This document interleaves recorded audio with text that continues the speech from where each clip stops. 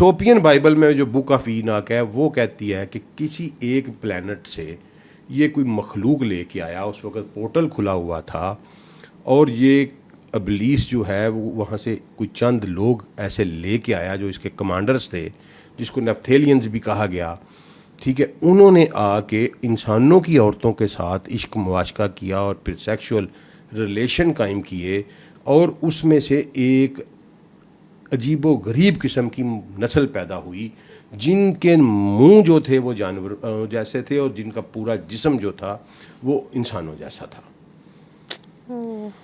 ٹھیک ہے. اور یہ آبادی اتنی بڑھ گئی, انہوں نے یہ انٹر کورس ریلیشن نہ صرف انسانوں سے اسٹیبلش کیے بلکہ جانوروں سے کیے. انہوں نے ہر جگہ پہ اپنا سیڈ پریزرو کرنے کی کوشش کی, اور ایک ایسی مخلوق پیدا ہوئی جو میں نے کہا کہ اس نے کہا کہ میں ان کو حکم دوں گا کہ تیری تخلیق بدل دیں. اب آپ کو سمجھ آئی, اب وہ والی بات کنیکٹ ہو گئی آپس میں, یہاں پہ وہ تخلیق بدلی اس نے, ٹھیک ہے. تخلیق بدلی, اور اسی کسی بدلی ہوئی تخلیق میں کہیں کوئی دجال پیدا ہوا. مجھے یا میری ڈیریویشن ہے, میں اس پہ 100% نہیں ہوں, کیونکہ اسی نوح کے وقت سے ڈرایا نبی سے, آدم سے نہیں کہا, ٹھیک ہے. اچھا, اب وہ اس کی ان کی پاپولیشن بڑھ گیا. آج آپ کو جو جیولوجی میں جو ڈھانچے ملتے ہیں نا 20-20, 25-25, 30-30 فٹ لمبے انسان, ٹھیک ہے, وہ لوگ کہتے ہیں جی کہ پہلے انسان پہلے ایسے نہیں تھے, وہ مخلوق تھی. اور ہمیں ہمیشہ سے یہ سننے میں ملا ہے کہ پہلے انسانوں کے قد بہت لمبے نہیں, ہوا قد ہوں گے, لیکن آپ یہ دیکھیں کہ دنیا کے 4 مختلف کونے لے لیں آپ, ٹھیک ہے جی. ایک آپ لے لیں مصر افریقہ میں, ایک آپ لے لیں ساؤتھ امریکہ, ایک آپ لے لیں نیوزی لینڈ, ایک آپ لے لیں رشیا سائبیریا. یہ 4 مختلف کارنر میں جو ایلومیناٹیز کے بت ہیں ان کی شیپ سیم ہے. گوٹ فیس ہے, گوٹ فیس ہے, ٹھیک ہے نا جی, کوئی پرندے کا فیس ہے. اب مجھے یہ بتائیں کہ اس وقت تو یہ کمیونیکیشن ہی نہیں تھی. اسکیموز کہاں اور نیوزی لینڈ آسٹریلیا کہاں؟ تو وہاں بھی وہ بت اسی شیپ کا, یہاں بھی بت اسی شیپ کا.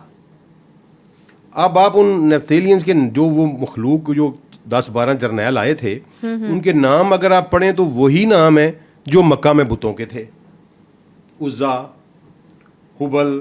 تو سوال تو یہ کہ وہ بلیف پھر دنیا کے چاروں کونوں تک پہنچا کیسے؟ وہ آپریٹ کر رہا تھا, جہاں جہاں انسان گیا اس کے پیچھے پیچھے وہ گیا.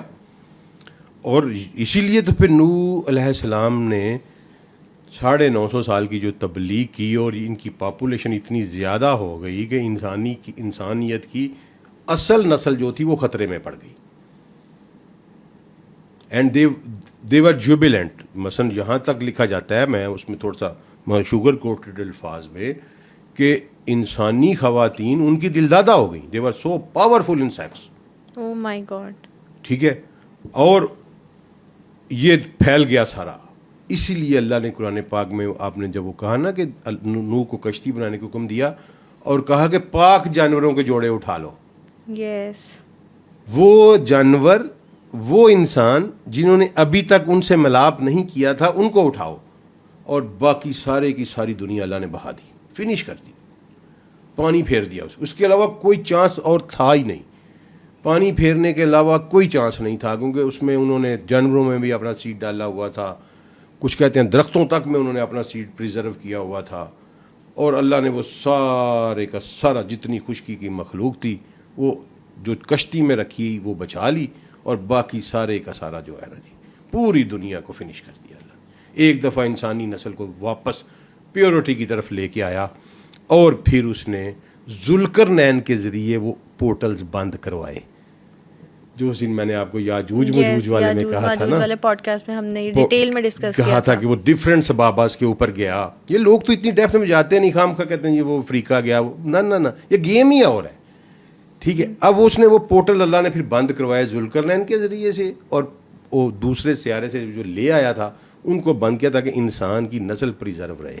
وہ اس لیول پہ نہ چلا جائے کہ انسان کی نسل ہی بگاڑ, جینیٹکس ہی بگاڑ دے. اچھا ٹھیک ہے. اب وہاں سے یہ کانسیپٹ شروع ہوتا ہے ایلومیناٹی کا اور شیطان کے پجاریوں کا.